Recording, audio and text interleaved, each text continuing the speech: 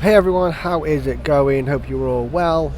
Just wanted a quick catch up about Season 6, what's going on, what I think about it, and also a really quick catch up on the end of Season 5 video.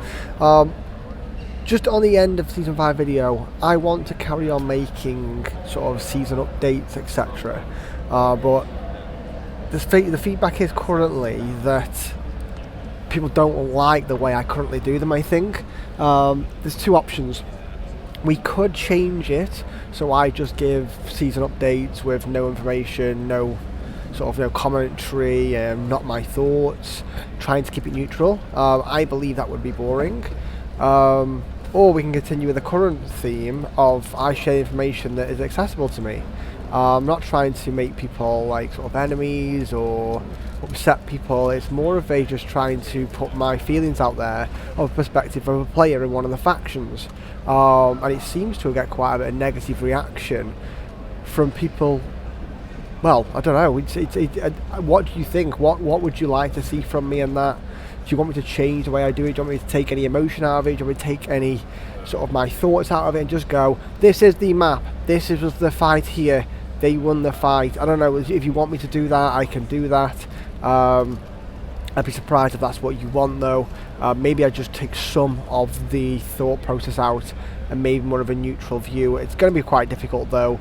I do enjoy doing them, but the videos will only be one to every 2 weeks again.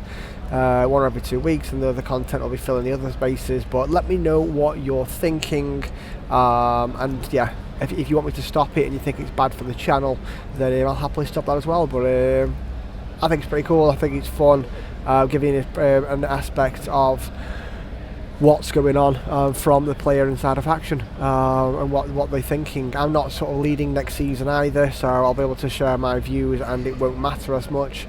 But yeah, so it'll be interesting. As for Season 6 anyway, let's talk about that. Quite excited about Season 6. What is Season 6 is the Rings of Power Kings of Men. Rings of Power, I'm pretty sure that's because of the new Amazon series coming out of the Rings of Power, so it's launching the same time as that, so it's in 2 days, so just before the new series comes out, which I do think I'm going to do a video of a sort of reaction of that. I'm not very good with the lore, as you all know, so it'll be quite interesting to be able to give a view of that as well for me, of people who are not very good with the lore. How do they see and how have they enjoyed the series, etc. But I'll be doing that as a separate point. I'm talking about, however, this game, Lord of the Rings: Rise to War. Well, we've got an issue, haven't we? Well, it's not an issue, it's different. It is all non-RP. So what does that mean? It means we'll be having access to the likes of all good and all evil commanders. The other thing is with me is I only have good commanders. I've never pulled an evil chest on this one. So if I just did this and got an invite now, it'd be great, wouldn't it? But it's going to be interesting, picking up weird things that I'm not interested in at all.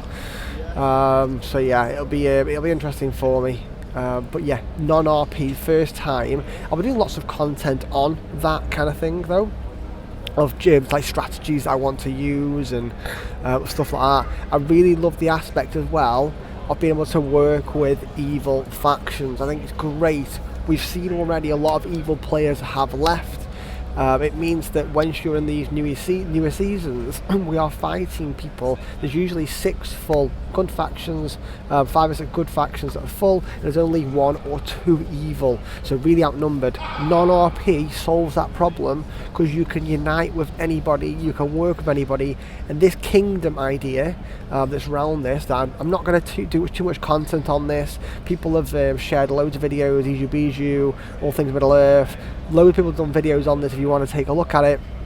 I don't create content on what usually is going on in the new seasons because it changes. Anything we sort of assume is going on, it's usually wrong. And I know they've got screenshots usually on that, but things do change and you'll get a different aspect of it when you can see it live, it's working live, and they'll be able to talk about it better, which I'll be loving to do, so it'll be interesting for me to do that.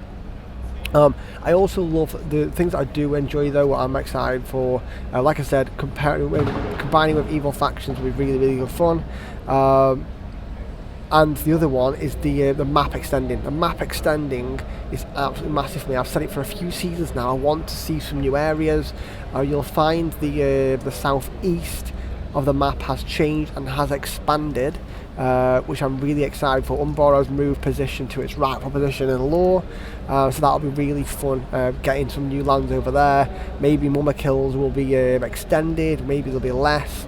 Don't know how they're going to play around with that sort of stuff, but really excited with it, to be honest. So yeah. Other thing I'm really excited for in this season is the PvE element. There is some elements of neutrals being involved on the map. I love Season 3 where you have the PvE players, or the sort of the AI players. I love that aspect of it. I think it'd be really interesting. And you can do this thing where you're persuading mobs to join your barracks.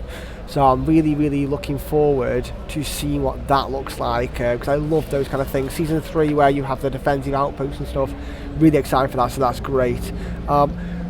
Question for you all as well, before we go on to commanders, what I want to talk about is the fact of are you going to be pulling the opposite alignment chess? RP players, let me know if you're going to be planning on pulling the opposite alignment that you've been used to already. I will personally be focusing on the alignment I always have done, because there's a chance that I will lose one. I'll lose all the units anyway if I go back to RP after. It's like it'll be all of the sort of spend I've done into evil, which would be a bit of a shame. So I think I probably will be sticking with the good. But what are you guys doing? Are you planning to try and get some tier 3, tier 2, tier 1 evil commanders, just so you've got some more in your arsenal that you can use? Because non-RP players are going to be smacking us stupid this season, and yeah, I'm a bit scared of it, to be honest. Okay, last two things. I haven't decided my commanders this season yet. I haven't at all. Gimli is a given, and so is Theoden. Those two are my 100% go-tos, I think. However, my issue is that Gimli's 100% because I've got his R10 weapon.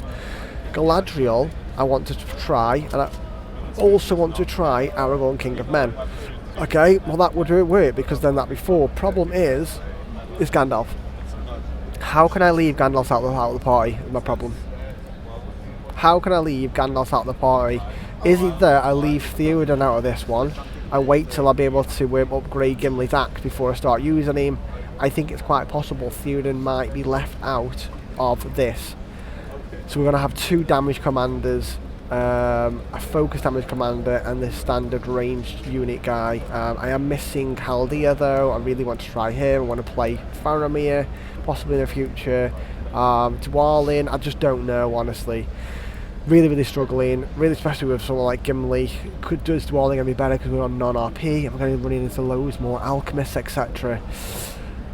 It's going to be a difficult one. It's going to be really difficult. I don't know who to do. Who do you think I should be using as my commanders? I want to use ones that I haven't done a guide for yet, at which point it will be Galadriel, Gimli, Theoden, and King of Men probably. That's probably what I want to focus in this season. And let me know what you think I should be focusing on.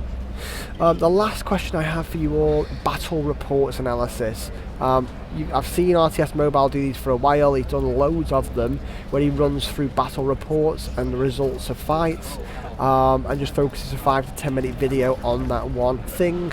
I can do that. It's a very easy piece of content to do. It doesn't take much prep, a bit of understanding, run through with you guys what's good, what's bad, what counters what, etc. If you want me to do battle report analysis and we can get into that kind of detail, let me know again in the comment section below. I know I'm asking lots and lots of questions in the comment section below, so if you want to input into each of them, just separate it out into paragraphs and I'll try. I do read them all, I do get back to as much as possible.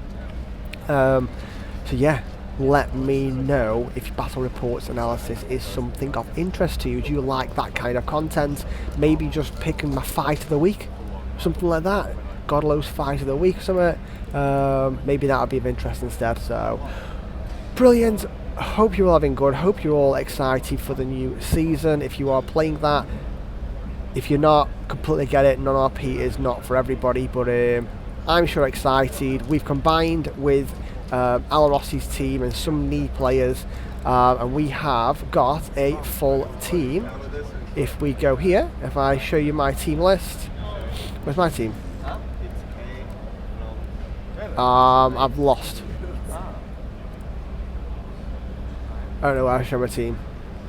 Anyway, we're with there we go. Here we are. It's going to be Woof again, but Alaros is going to be the leader with no skills in second position. But we have 100 players, or 99 right now, that are all active. We've removed all of inactive players.